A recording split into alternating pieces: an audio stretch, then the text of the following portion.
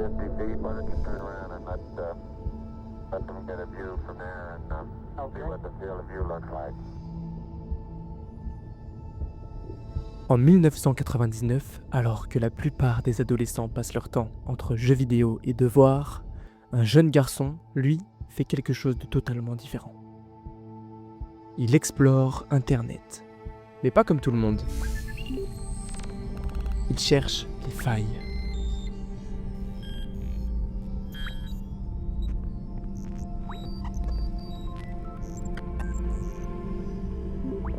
Son nom est peu connu à l'époque, mais dans quelques années, il deviendra l'un des hackers les plus surveillés au monde. Il s'appelle Jonathan James, et il n'a que 15 ans.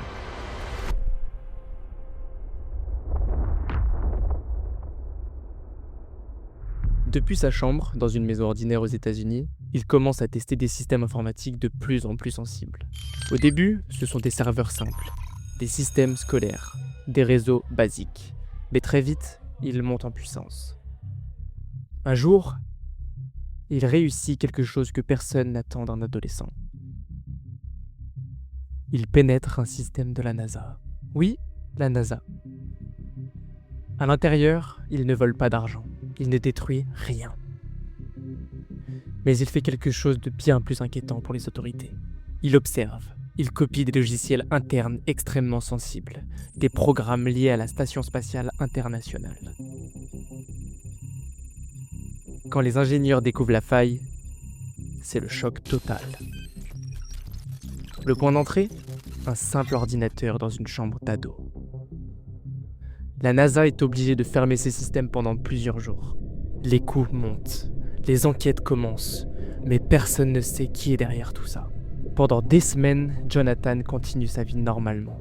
Personne ne le soupçonne. Un adolescent discret, presque invisible. Mais les enquêteurs finissent par remonter la piste. Adresse IP, log, connexion. Petit à petit, le cercle se referme. Et quand il frappe enfin à sa porte, il découvre la vérité la plus absurde de cette affaire. Le pirate qui a infiltré la NASA est encore au lycée.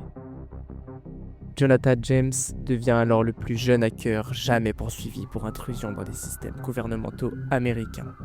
Il sera condamné, surveillé et marqué à vie par cette affaire.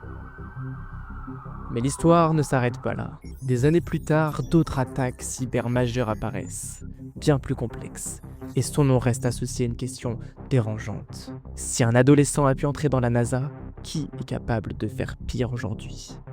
Et parfois, la vraie menace, ce n'est pas la technologie, c'est ce qu'un esprit humain peut faire avec.